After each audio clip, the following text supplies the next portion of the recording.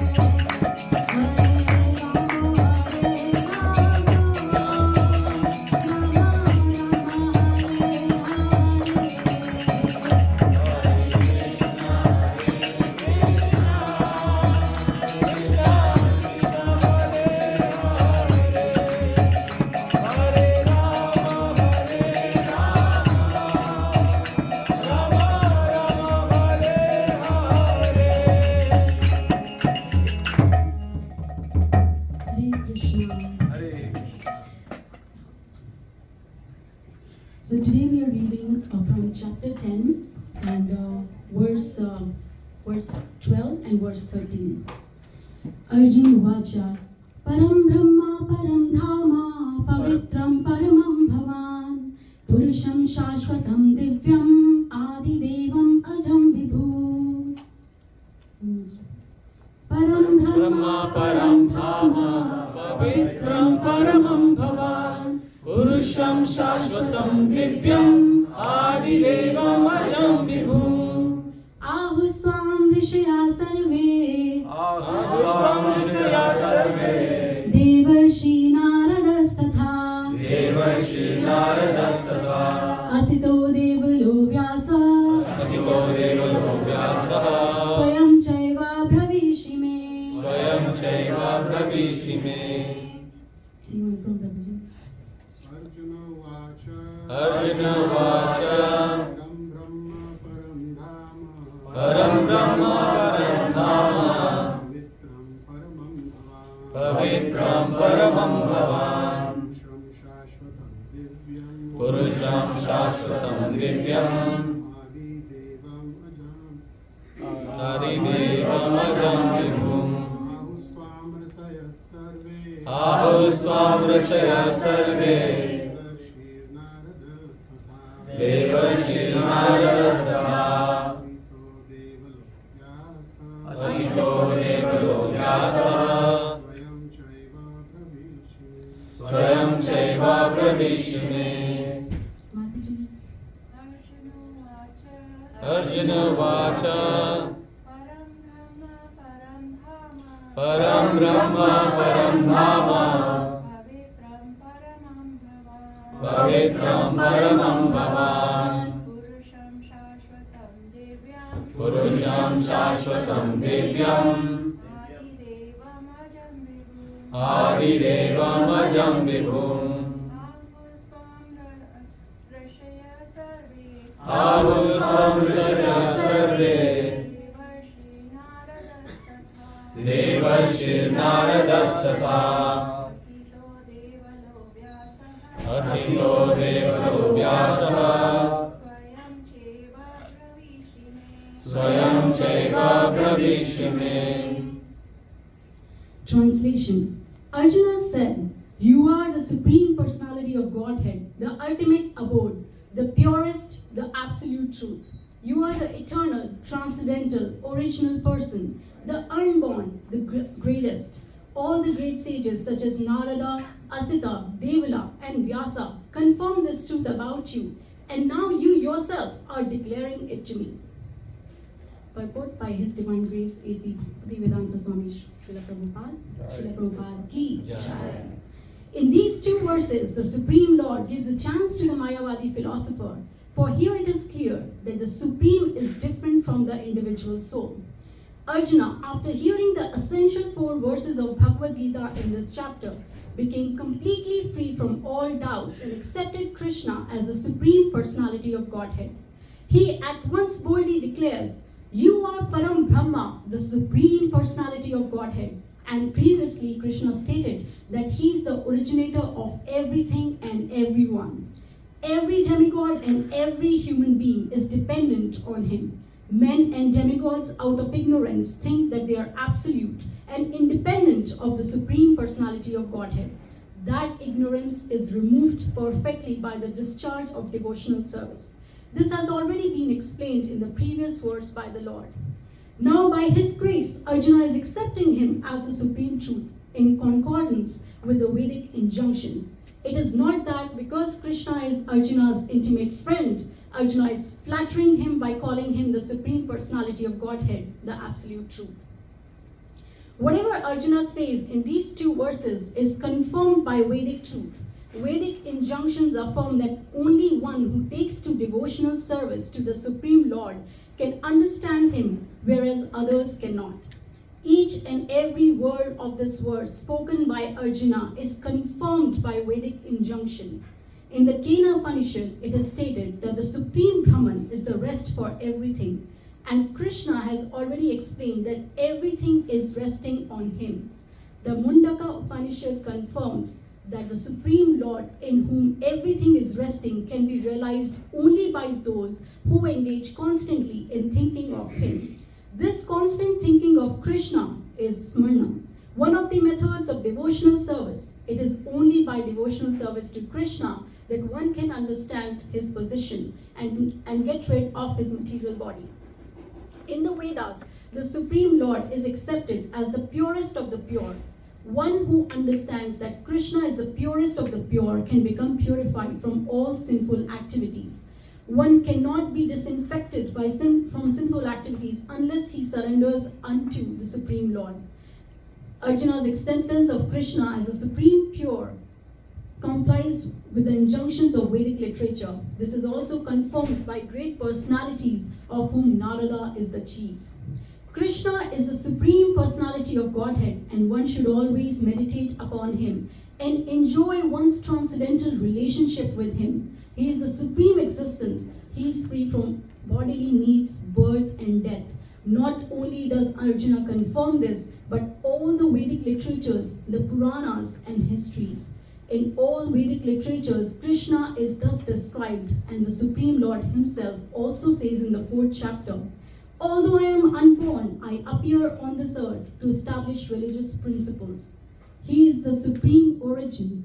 He has no cause, for He is the cause of all causes, and everything is emanating from Him. This perfect knowledge can be had by the grace of the Supreme Lord. Here Arjuna expresses himself through the grace of Krishna. If we want to understand Bhagavad Gita, we should accept the statements in these two verses.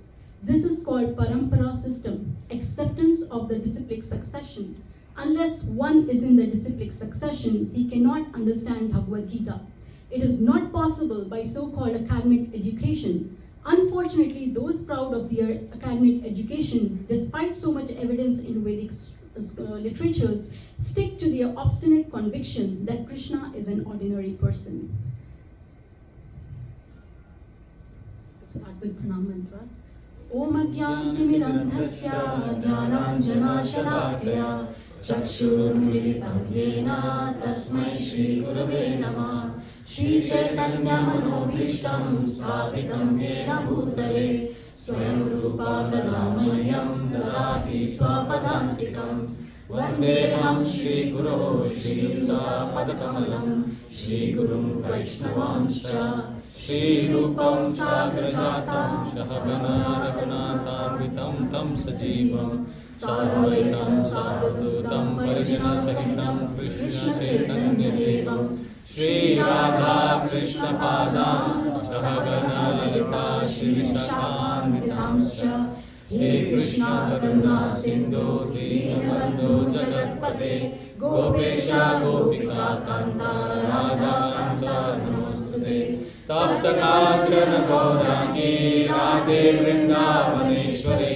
Vrishabhanusute Devi Pranamami Hari Priye Namo Vishnupadaya Krishna Prishtaya Bhutale Srimate Bhakti Vedanta Swamini Namane Namaste Saraswati Deve Gauravani Pracharine Nirvishesha Shunravadi Paschatya Desharini Vancha Kalpatarubhyascha Kripa Sindhubhya eva cha Patitanam Pavanebhyo Vaishnavebhyo Namo Namah Jai Shri Krishna Chaitanya Prabhu Nityananda Shri Advaita Gadadhar Shivasadi Gaur Bhakta Hare Krishna Krishna Krishna Hare Hare Hare Rama Rama Rama Hare Hare.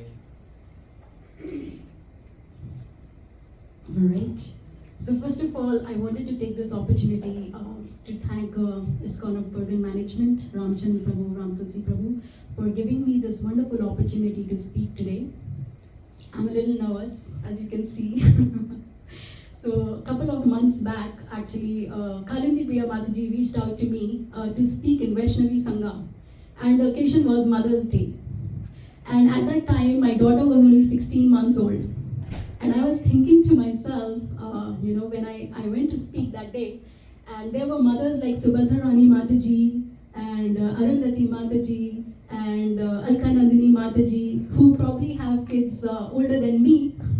They were sitting there, and I was thinking, how can we, I probably speaking on Mother's Day, as, I'm pretty new to the job, So I was feeling quite nervous, but thanks to all of them, they cheered me up really nice, and we had a nice discussion that day.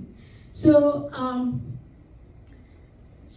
before I begin, first of all, I would like to thank my family as well, of course. Thanks to Rohan. Whenever I have to give class, whether it's Vaishnavi Sangha, or it's Bhakti Vriksha, or today it's Sunday class, he's always more tense than me.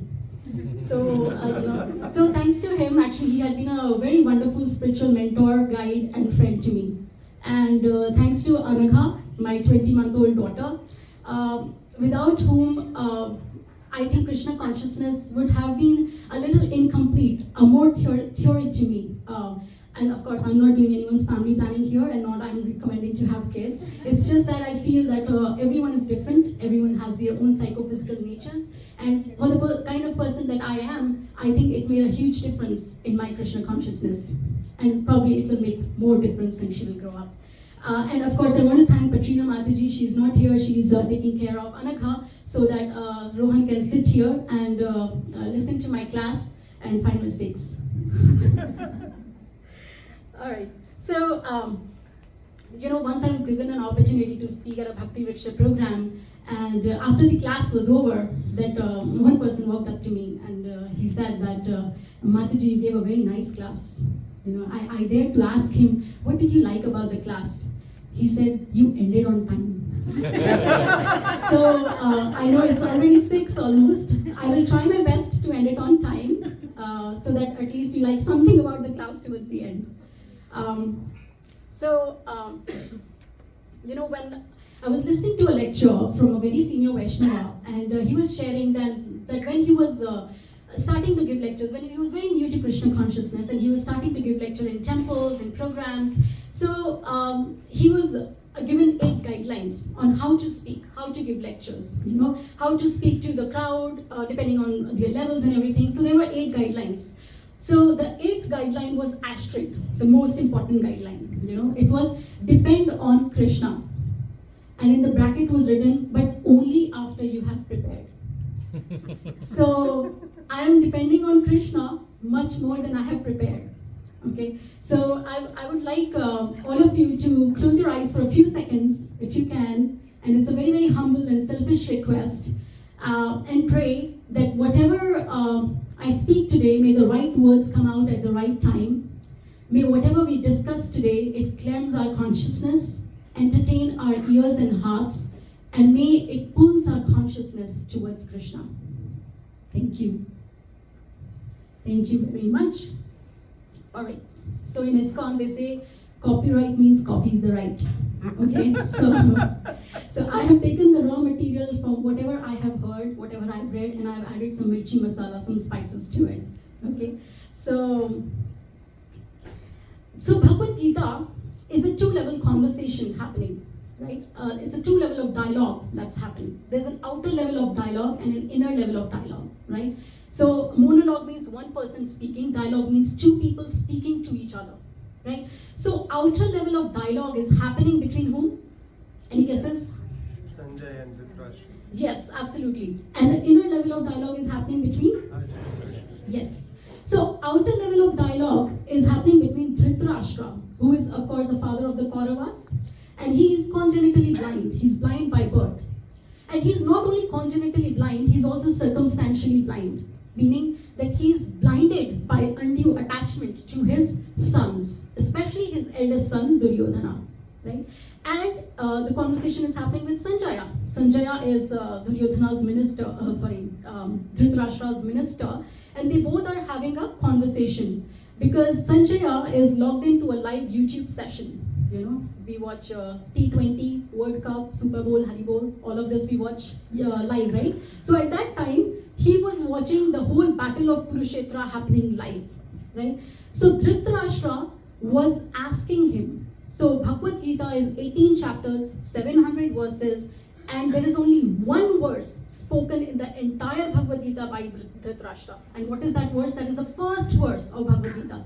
Dharmashetre Kurukshetre samavete yuyotsava mamaka pandavaschaiva kimma kurvata Sanjaya. So he is inquiring, when my sons and the sons of Pandu gathered on the battlefield of Kurukshetra, what did they do? So he's inquiring, right? And Sanjaya, over the period of time, he's replying to 𝗔𝗯cie about whatever is happening on the battlefield. He's giving live updates. So the outer level of conversation in Bhagavad Gita is about people and it's about events, right? The inner level of conversation is happening between Krishna, who is the Supreme Personality of Godhead, and Arjuna, who is Krishna's devotee. And what are they discussing about? What was Arjuna's first question? 𝗔𝗯cie 𝗔𝗯cie𝘂𝗁. I'm confused about my duty. What shall I do? Who am I? What is the purpose of my life? About purpose, about spiritual wisdom. Then, of course, we know the entire Bhagavad Gita comes out, right? So Krishna took the menial position of Arjuna's chariot driver. But when Arjuna is going through this emotional breakdown, he puts down his Gandiva bow and he says, Arjuna, I cannot fight against my own relatives. Okay, you tell me what to do. So now Krishna, from being a chariot driver, he becomes a counselor and does Arjuna's counseling. And then he becomes a philosopher and speaks the Bhagavad Gita. So the inner level of conversation is about spiritual wisdom, about purpose of life, right? So small minds discuss people and events. Great minds discuss spiritual wisdom and purpose, right? So I know most of us are, great minds sitting here, but we have to see that what is the central theme of most of our conversations that we do. Are we talking about events? Sharma ji ki ladki ki shaadi kisse hui? Oh, Khanna ji bought a very nice, beautiful Tesla car. So what are the central theme of our conversations that we do on our day-to-day basis? So we have to move from being a small mind, not that we are, it's just that we are in different ratios, right? Someone might be 70% great mind, 30% small mind. So we have to move from being a small mind towards being a great mind, right? Gradually, organically, sustainably, right? So now, okay, don't feel hungry yet. It's not over. Okay, so Bhagavad Gita is like a very tasty, very sumptuous, very lip-smacking veggie burger. Okay? Now, guys wanting to eat like a burger. Alright, so there are 3 sections in Bhagavad Gita, right? So there are 18 chapters and 3 sections. So the first 6 chapters of the Bhagavad Gita, 1 to 6, is Karma Yoga. It is like the upper burger slice. And the last 6 chapters, which is 13 to 18, is Jnana Yoga. And in the middle section, which is a very juicy, fresh veggie patty with mayonnaise, cheese, lettuce, tomatoes, cucumbers, everything in it, that is the Bhakti Yoga section. Okay? So that is kept very nicely between these 2 burger slices. So it is a BG, it's spiritual burger. Okay? So Bhakti Yoga is from chapters 7 to 12. Okay, so 7 and 12, chapters 7 and 8 on one side, and 11 and 12 on one side. So right in the middle of this most important Bhakti Yoga section is the chapter 9 and chapter 10. And in each of these chapters of Bhakti Yoga section, there are 3 key topics that are being discussed. What are those? It is Bhakta, which is devotee.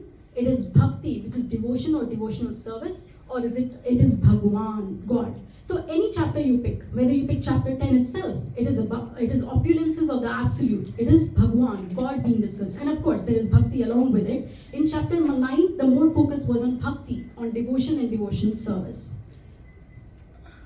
So, since chapter 9 and 10 are right in the middle of the Bhakti section itself, they are the most important chapters in a way. So if we see the chapter 9, the name is the most confidential knowledge, and chapter 10 is opulences of the absolute.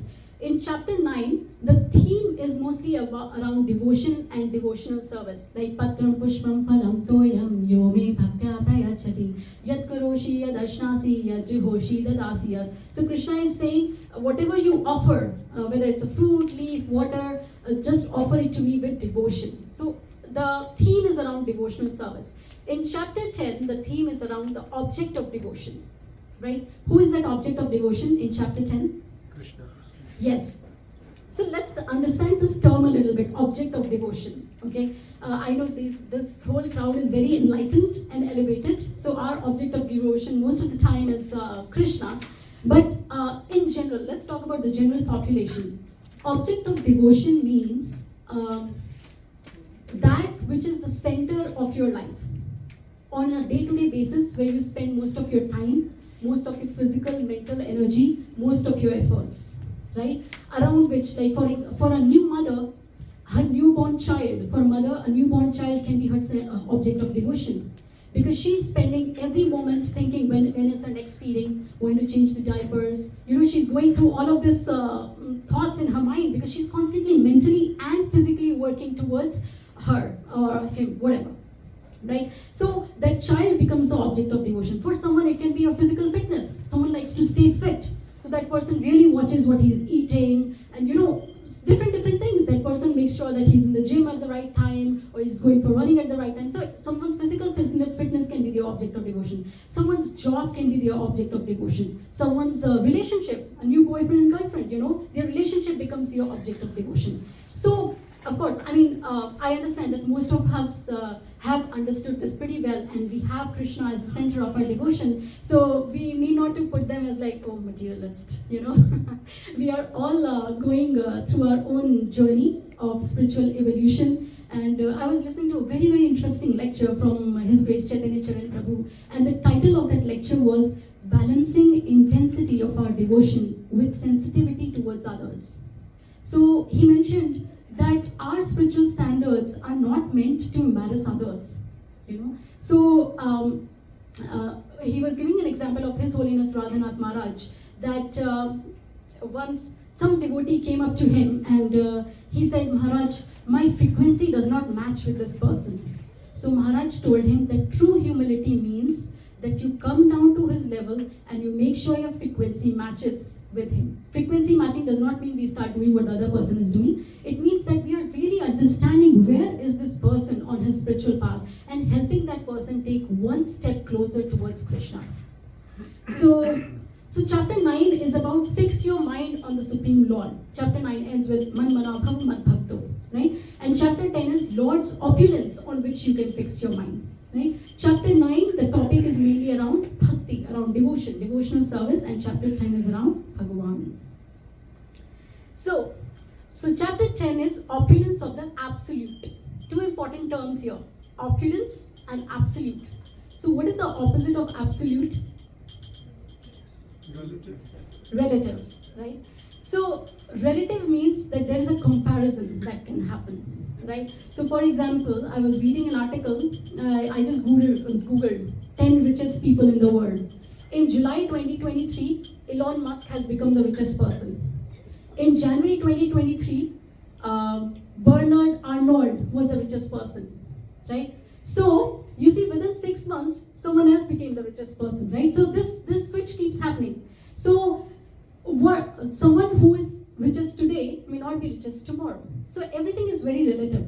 And also it was written that Bill Gates is among the top 10 people. And of course we know Bill Gates is very, very altruistic person. He does a lot of humanitarian, he donates a lot of money in humanitarian causes. So he knows that he is not going to stay in that top 10 list for a long time now because he's giving out his money.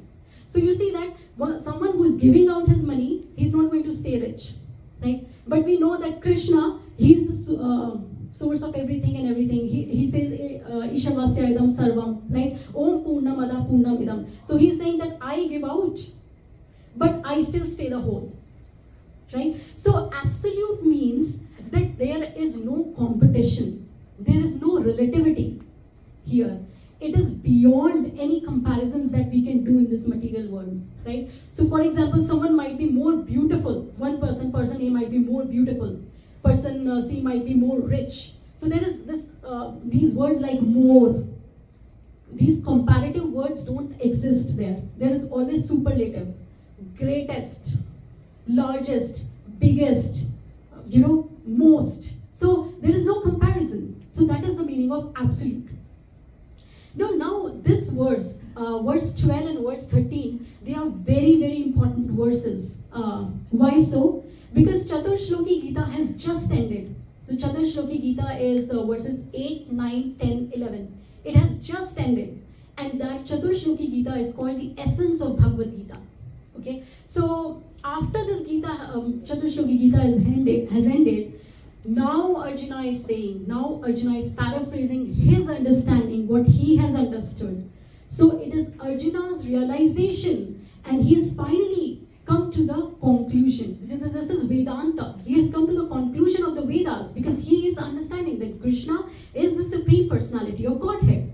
And that is the conclusion of the Vedas. So Bhagavad Gita is technically over by 10, 12 and 10, 13 because Arjuna has understood. Now the rest of the conversation, what is happening, it is for us general public. Because at 10, 12, 12, 13, Arjuna already said that Krishna, you are the Supreme Personality of Godhead. Param Brahma, Param Dhama, right? So in these two verses, he is saying that he is not only the best of all beings, he is also the basis of all being. Okay, so what does that mean? We will dive into it deeper.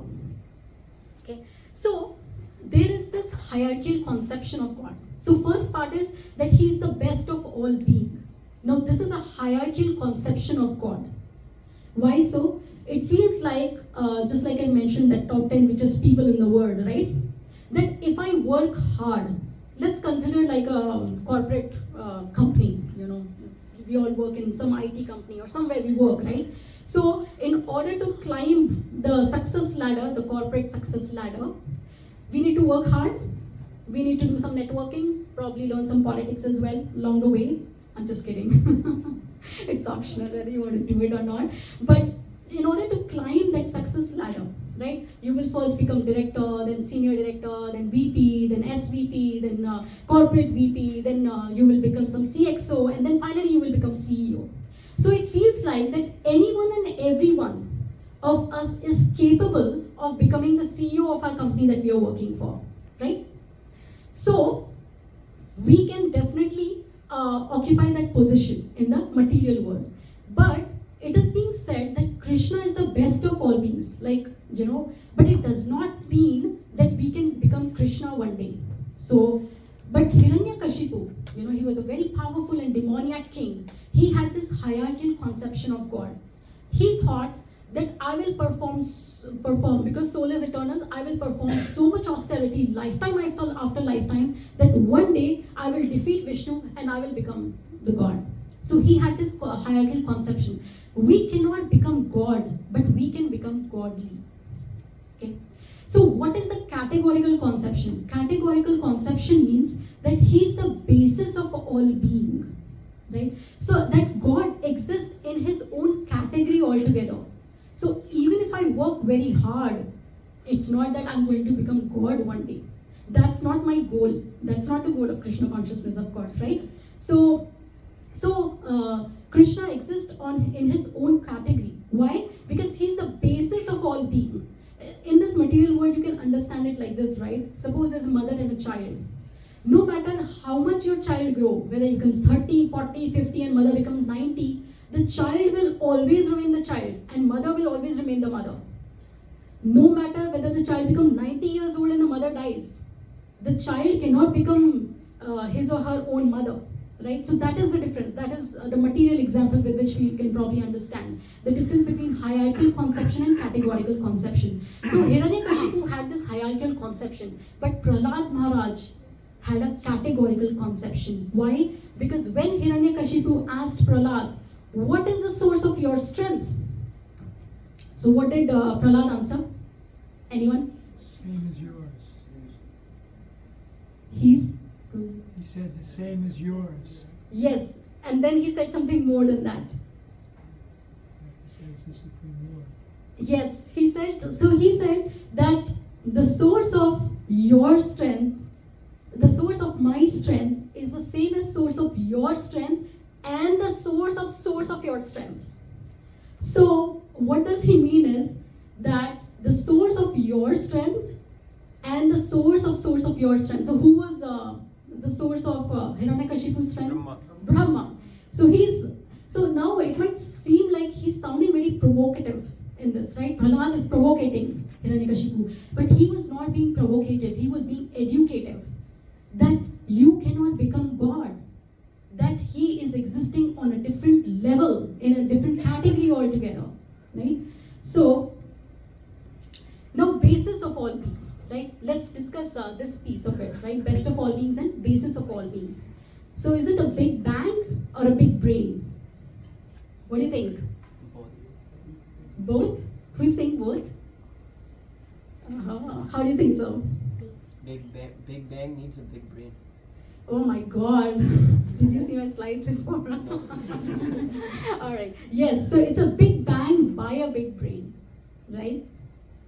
So, sometimes some of our scientific friends, some, okay, not all brains are like that, some, and even our own brains, sometimes you may question that why shall I trust or believe what Arjuna is saying? Arjuna is saying, you are the Supreme Personality of Godhead, you are the transcendental, eternal, original person. Why shall I believe in what Arjuna is saying? Or why shall I believe in what are the great sages saying? Narada, Asita, Devala, Vyasa. They are saying that Krishna is the Supreme Personality of Godhead. Why shall I just agree to it like that? Or why shall I agree to what Krishna is saying? He's saying, I am the source of everything and everything emanates from me. Or why shall I believe in Bhagavad Gita altogether? Right? So our logical brains, our analytical brains might question that why, right? So in Brahma Samhita, there's this very beautiful verse, Ishvara Parama Krishna सच्चिदानंद विग्रह अनादिरादि गोविंद सर्व कारणं. So in Brahma Samhita it is said that he is the Sarva Karanam. That is the definition of God, that he is the cause of all causes. Sometimes people question, if God created everything, then who created God? No, it's almost like asking what made a circle circular. A circle by definition is circular, right? So the question in itself is invalid. So who created God is an invalid question. But it's a question coming from a logical brain. So how do you answer this, right? If someone asks you this. So people will say that, show me God. You know, if God exists, show it to me. Because seeing is believing. I want to see God and then I will believe in it, right? Jo dikhta hai, wo bikhta hai. Dikhao to mani, right? So, we cannot see God through these naked eyes. But we can perceive God by things that we see through these naked eyes. Okay? So, any science students here studied science when they were students, or they are students? Science students, right? So what subjects we studied in science? Physics, chemistry, biology. Yay! So we will take example from all three. That how existence of God is proved by all three subjects already. Okay? So, who invented the law of gravity? How many of say Newton? He discovered.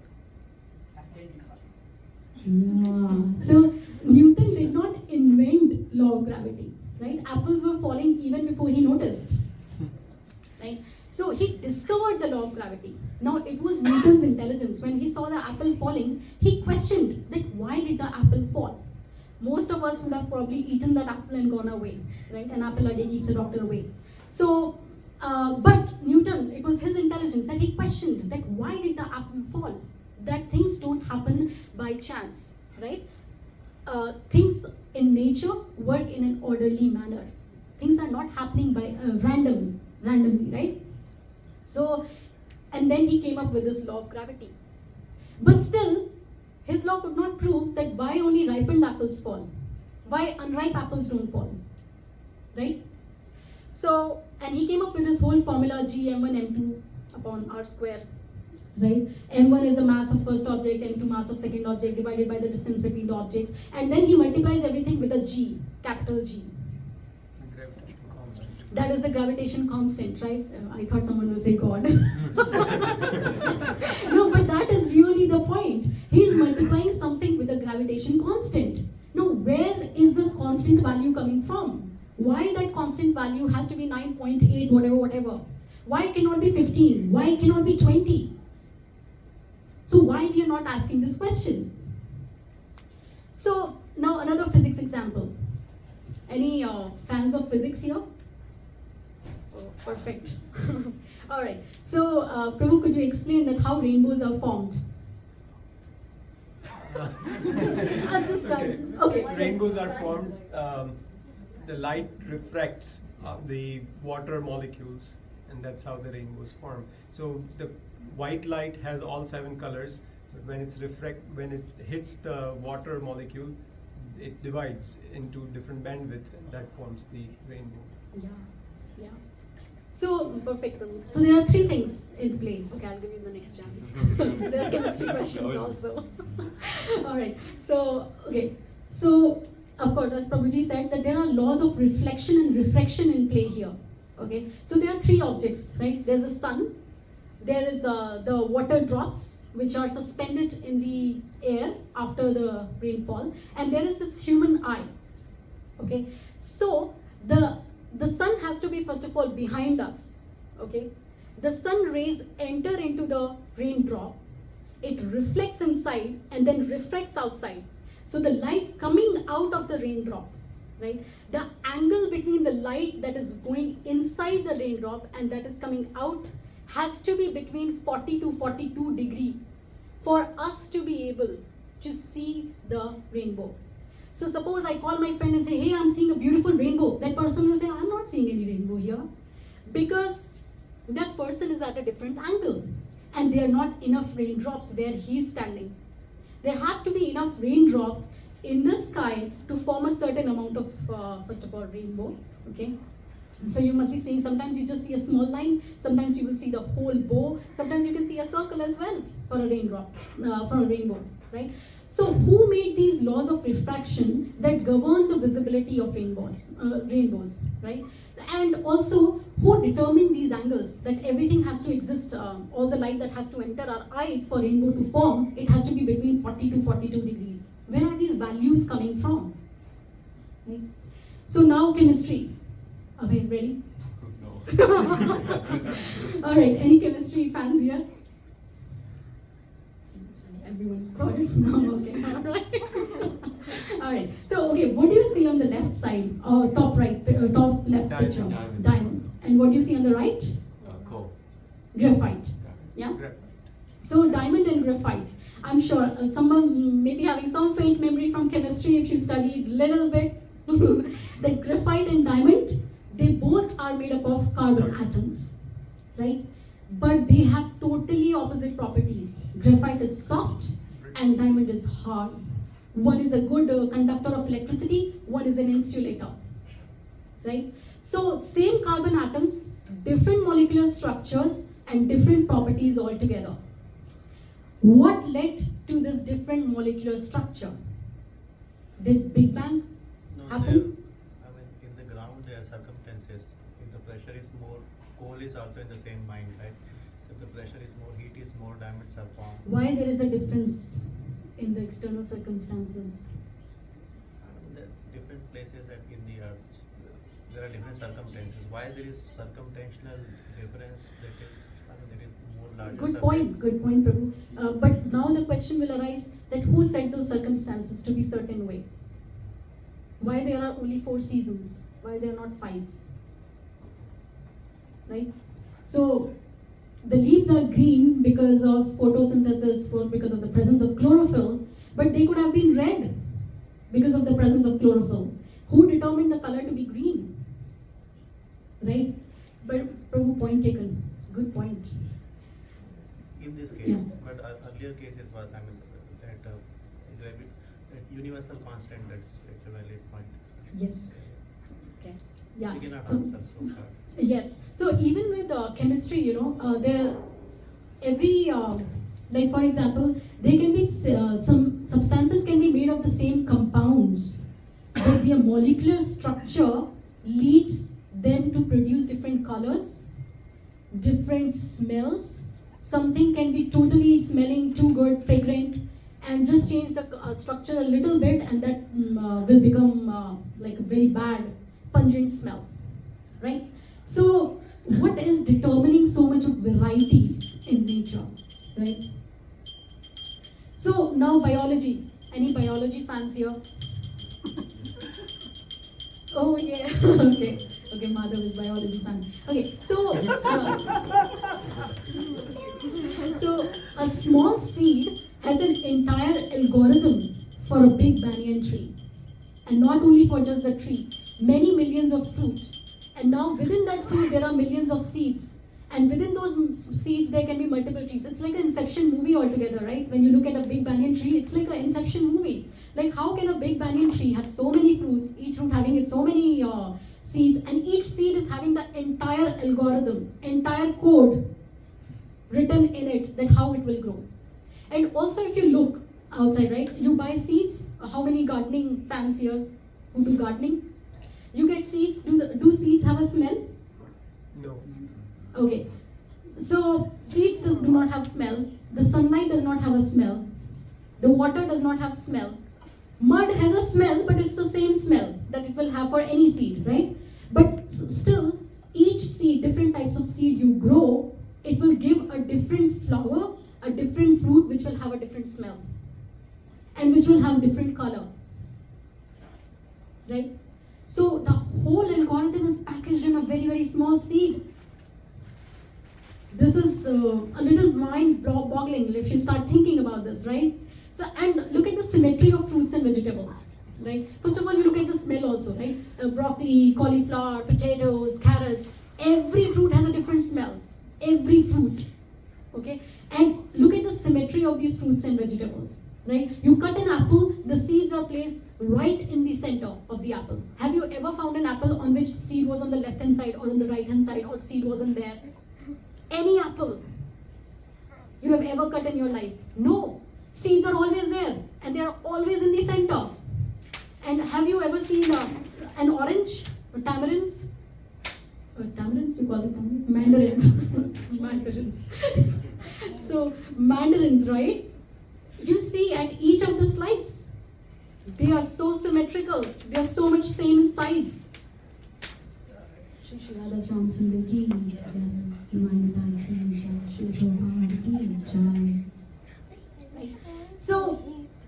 So all of these different phenomena that's happening around us, it makes us think, right? That why these things are existing as they are existing, right? Is it a big bang or a big brain, or a big bang by a big brain, as he said? Okay. So now here are the quotes from some very, very great scientists. I'm pretty sure that none of us sitting here can claim us to be as intelligent as these people were, right? But they are saying this: a little science distances you from God, but a lot of science brings you nearer to Him. Louis Pasteur. He did the pasteurization. If you remember, we boil our milk, right? That is to kill the microorganisms.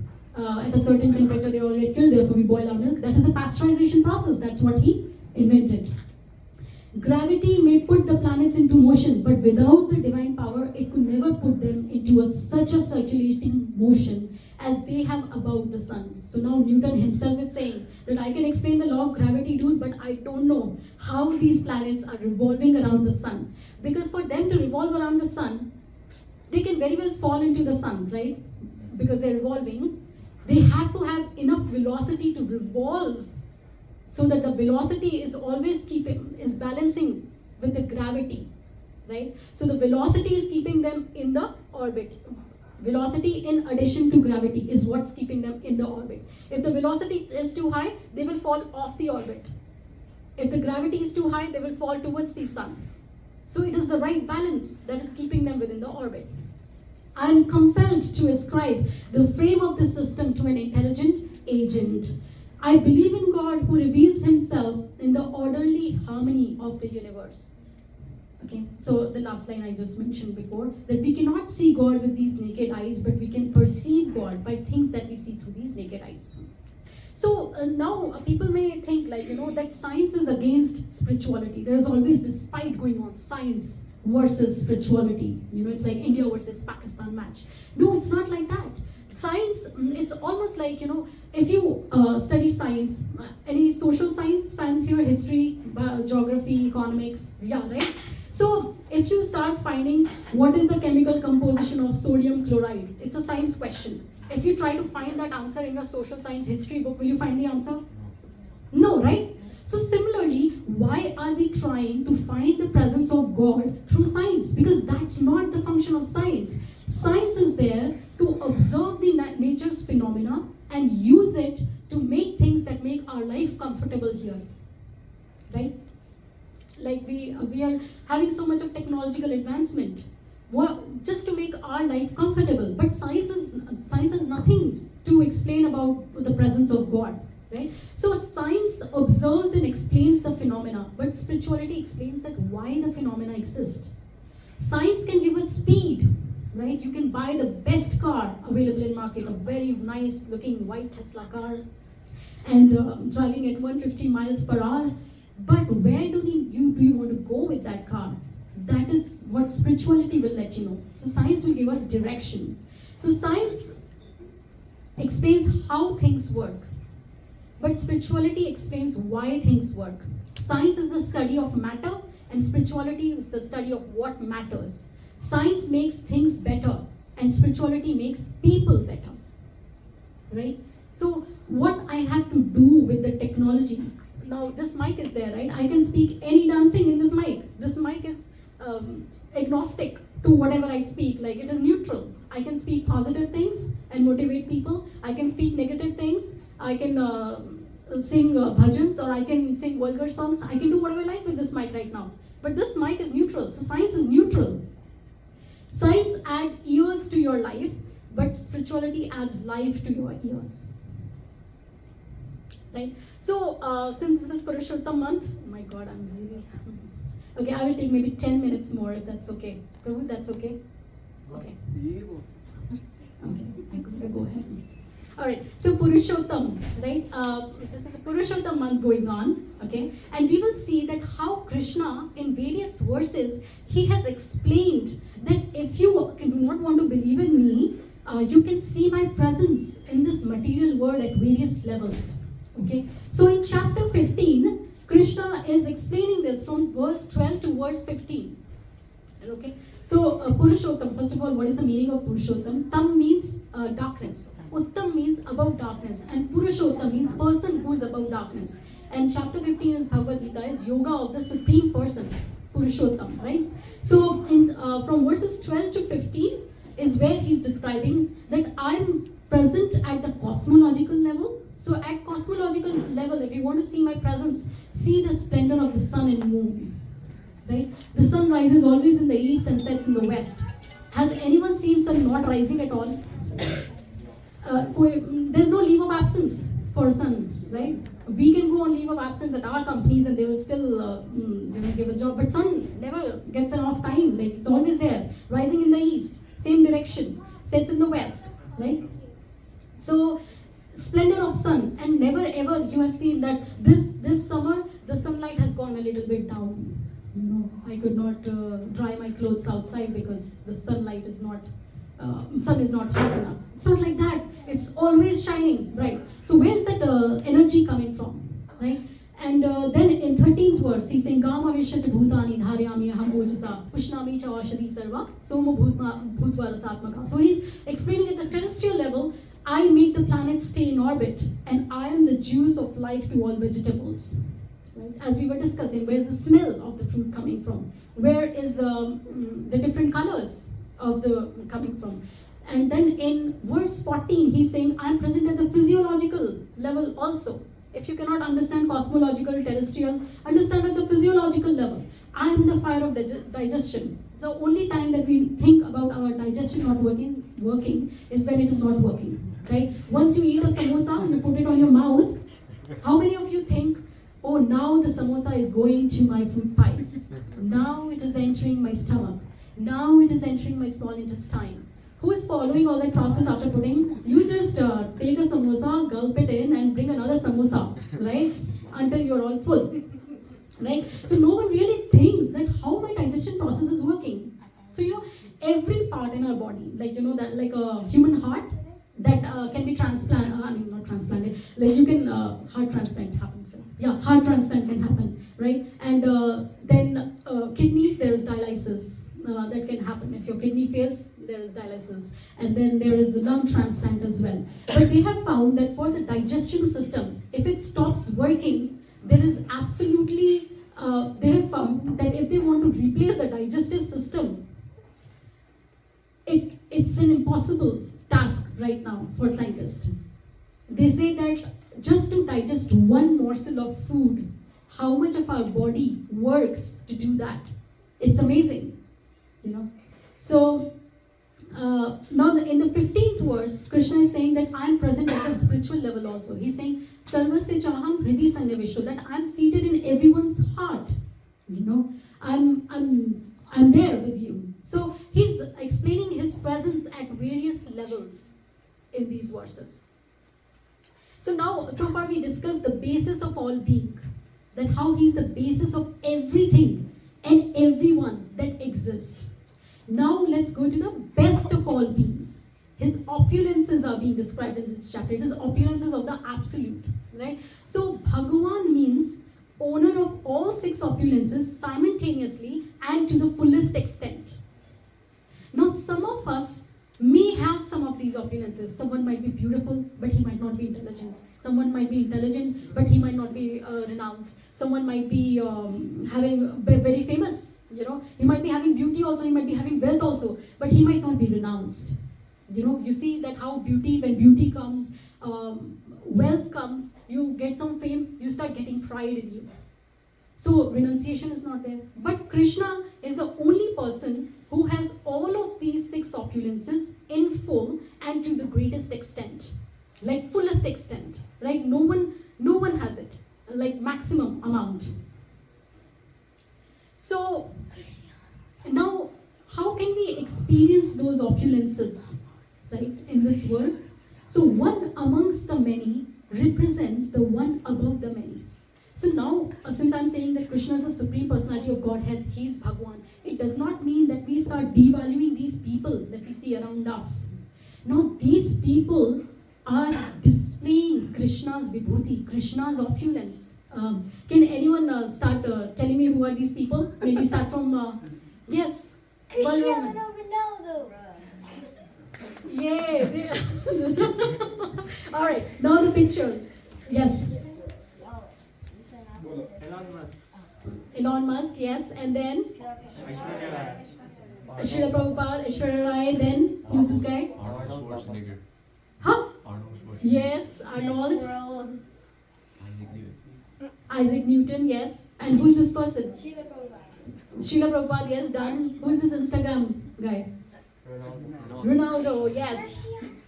So of course, I mean, I have just taken these examples. Like Elon Musk, he's the richest person in the world right now. His net worth is 239 billion. I don't know how many zeros are there after 239, but he has 239 billion. Okay, so he's the richest person in the world. But of course, I mean, if he has wealth, of course, he has fame as well, and he has intelligence to do what he did, right? He is definitely so.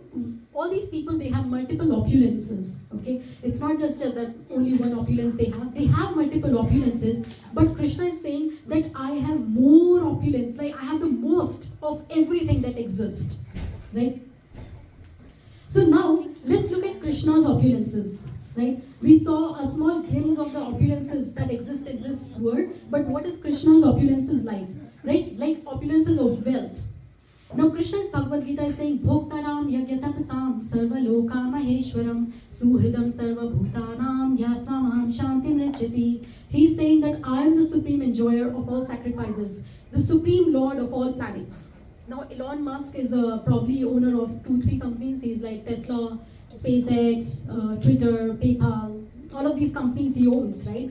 Are all big 4 companies, different CEOs, Microsoft, Apple, Google, Facebook, and then there are Fortune 500 companies. Krishna is saying that I own all those companies, I own the whole planet Earth, and I own all the planets, and I own the whole universe. So now, how much more rich Krishna is than Elon Musk? You can think, right? So what is the comparison? So, and he's also saying that Ishvasya idam sarvam yat kincham jagatam jagat tena tyaktena bhunjita magrana kasya swidhanam. He's saying everything animate and inanimate that is within the universe is controlled and owned by the Lord. Okay, so that is his wealth. Now, knowledge. In knowledge, he's saying Vedaham samatitani vartamanani cha arjuna bhavishyani cha bhutani mamatu vedana kasyana. So he's saying that I know the past, present, and future. Right? So how many of us know when we will die, or how we will die, or where we will die? Forget about die. We don't even know what will happen next 1 hour. None of us know. Anything can happen, right? Any damn thing can happen. So we don't know. So, but Krishna is saying that I know the past, present, and future.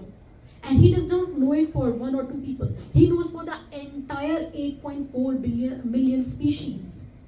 And the entire population for each species. So he has such a big, huge database in, that much how he knows. And he's also saying that his knowledge of future is like our knowledge of past, right? So there is information, but there is no intervention, right? So he knows the future, but he's not going to intervene in it, okay?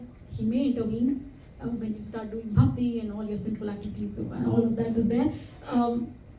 And he's saying that sarvasya chaham hridi sannivishto. So he not only knows the past, present, and future, but he's seated in everyone's heart. So he knows everyone's desire as well. So for example, right now, I don't know what's going on in Shilpi Mataji's mind. Maybe, I don't know. I have to just guess. But no one knows for sure what is going on in Shilpi Mataji's mind, or for anyone's mind for that matter. I just know what's going on in my mind. Right? I don't even know what's going on in Anugha's mind, to be very honest. So But Krishna is saying that I am seated in everyone's heart and I know everyone's desires and what everyone is thinking right now. He knows it, right? So now let's talk about strength. He's saying balam balvatam chaham. He's the strength of the strong, right? Krishna, he did not have any Planet Fitness, LA Fitness, or Blink Fitness membership, right? He did not have any silver, platinum, gold gym membership. He did not do any bicep curl, tricep extension, lat pull down, shoulder press. He did not do any of those exercises. But he lifted the Govardhan hill. And at what age? He lifted it at the age of 7.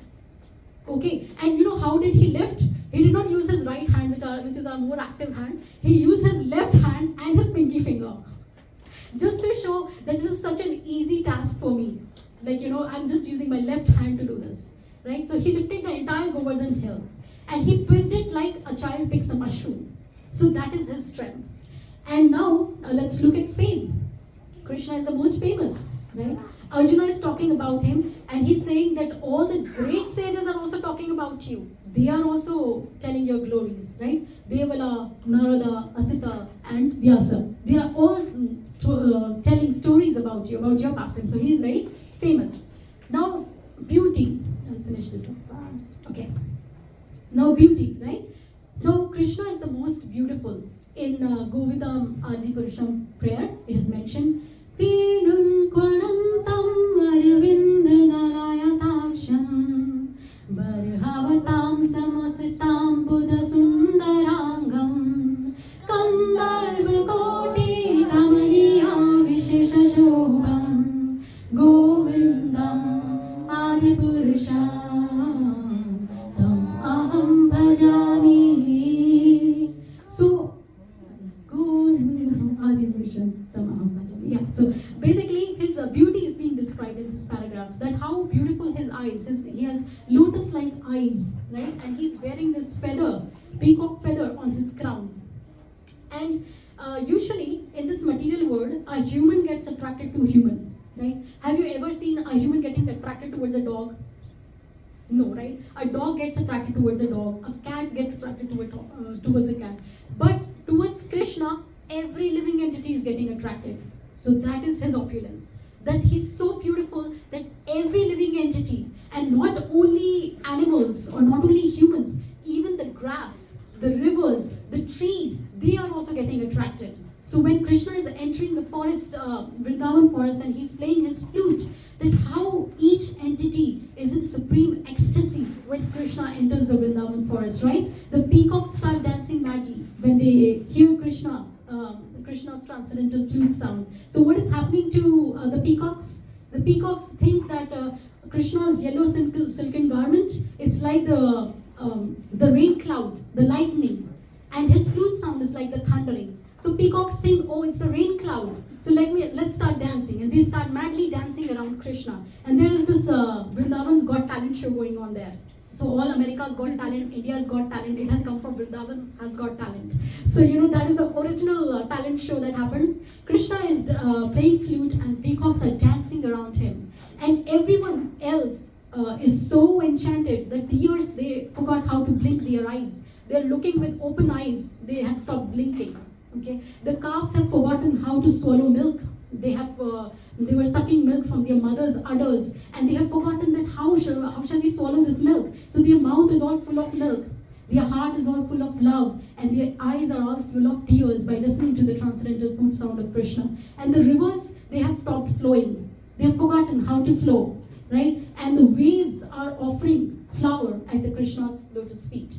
And the grass is having a hair-raising experience. Grass is all standing up and listening to the Krishna's flute sound, right? So now the last one is renunciation, right? So we may not see this one so commonly. I feel that renunciation is something you may not see this opulence very easily, right?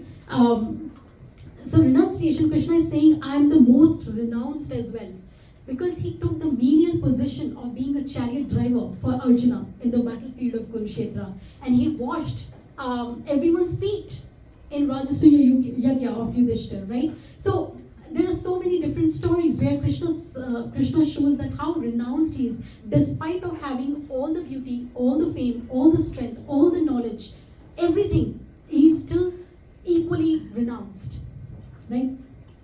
So now the question comes that Arjuna has spoken all of this, great sages are saying all this, Krishna is saying all this, Bhagavad Gita is saying this. How shall I process this information, right? So we have to understand that this is spiritual science, not sectarian faith. We need to have faith, but it does not have to be blind faith. It has to be reasonable faith, right? So we have this very interesting holes formula, and there are no holes in this formula, meaning there are no defects. So what is this holes formula? H is hear. We expand our horizon of knowledge by hearing, right? By hearing from a source, we feel that we haven't heard this before. This is expanding my horizon of understanding about something new. So our scriptures, we have to hear. And then you observe, meaning you make observations. Like I was talking about law of gravity. I was talking about laws of reflection and refraction. I was talking about the symmetry of roots. Now start observing yourself around you. And observe other people as well. Like how everything is functioning with the clock work precision. And then you live. And whatever you read, try to practice, whatever we read. Like for example, Krishna is saying that by practice and detachment, you can control your mind. So how can I do this? Let me try to control my mind. How Krishna is saying. So what I will do, I will start living it. And then what I will see, I will experience it. So when I start living it, there will be a tangible experience for myself as a proof that this thing is making sense. And then we share with others. So once we live it, we experience it, and then we will get the conviction to share it with others as well. So with that said, I will pause here. Sorry about that. I went 15 minutes over time. All right. Hari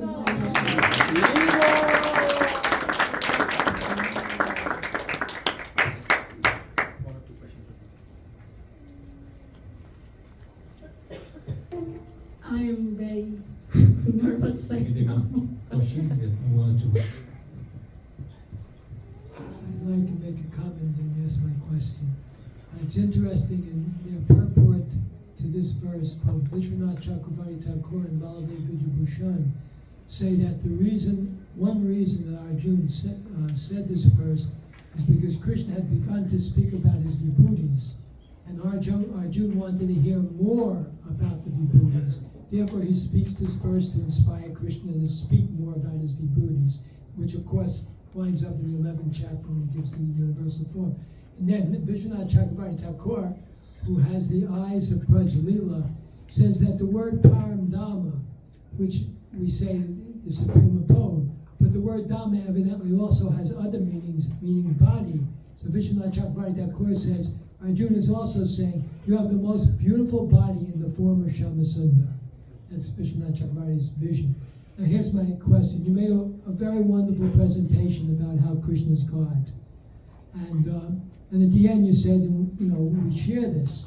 So my question is this. Prabhupada said in the purport that you read that still some people cling to the idea that Krishna is an ordinary man. Now it's offensive to think that Krishna is an ordinary man. And yet we're giving out the Bhagavad Gita without explaining to everybody that Krishna is God to see whether they accept that. So my question is, are we taking a chance? Are we endangering people by giving them opportunities to make offense because we don't know if they accept Krishna as God, but we're still giving them Bhagavad Gita?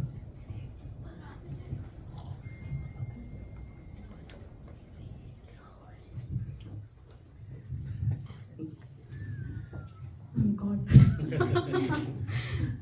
So, Prabhuji, thank you very much for your question and comment. So I will try to just not answer it for sure, but I will just say a few words which as per my understanding. And if anyone else has any understanding, please feel free to share. So Prabhuji, wonderful question. I feel, so there is this book called Scientific Basis of Krishna Consciousness, written by Bhakti Vriksha Maharaj. Yesterday, I was just reading through it just like that for my presentation, and I stumbled upon, towards the end, right in the last few pages of that book, there are testimonies of people whose life have been transformed by reading Bhagavad Gita. So there was this one person who was a prisoner in a jail in Trinidad. And that person was in jail for a wrongful prosecution. So he has not committed the crime, but he is still in jail. And he said that someone gave me this Bhagavad Gita somewhere, and I started reading this. I had lost all hope in my life. And he said that this book, when I read that Krishna, we are all part and parcel of Krishna, when I read through the wisdom of this book, that started giving me the ray of hope. And I feel so much better, and then he started chanting as well.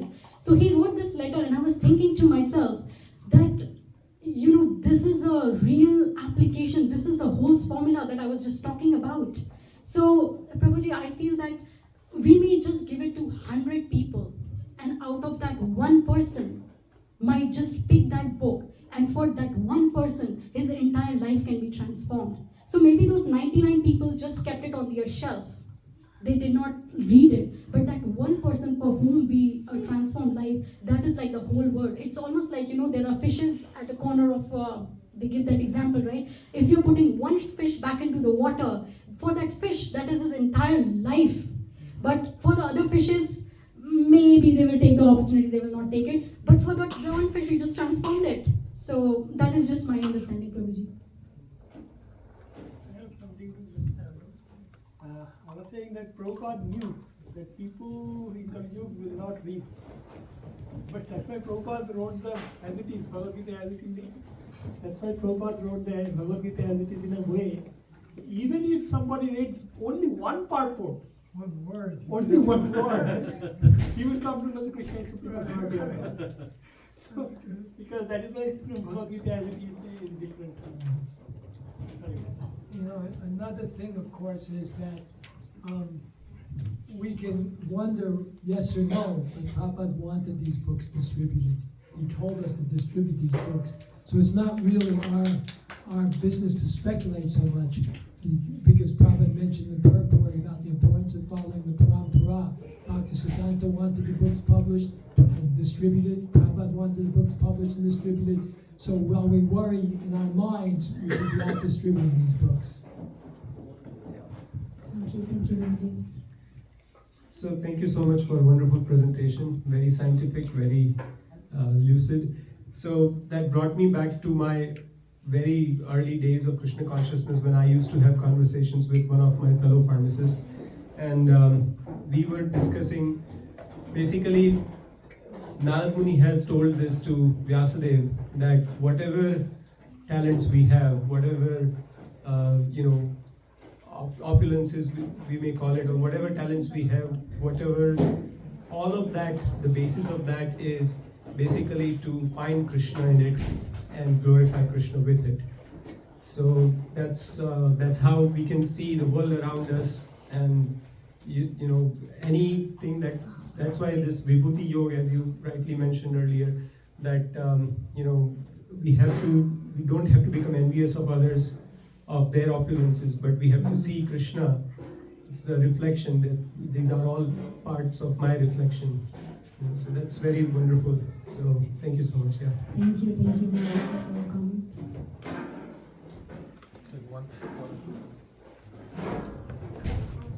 Hare Krishna. Hare Krishna. Very nice class, Mataji. So just one comment. You mentioned in the class that about Bill Gates, like because he's donating wealth, his wealth goes down and he's not the richest person, right? But the fact is, okay, I will take two examples, Bill Gates and Ratan Tata, right? Bill Gates chose not to be the rich because he wanted to renounce and he wanted to do good things for the entire world, people who are not so fortunate. And so he donated. At the same time, Ratan Tata, currently his net worth is $110 billion. Okay, and another fact is, Ratan Tata donated, his net worth is 110, and Ratan Tata donated $110 billion. if he would not have donated, he could have used $220 billion to expand his business, and he would have been $1,000 billion. So the point is, Ratan Tata is mentioned in one of the interviews that he doesn't want to be the richest. He would like to help the needy and use it for the welfare. So that is the fact. Thank you. Hare Krishna. Thank you very much. Thank you. Thank you everyone again. So thank you.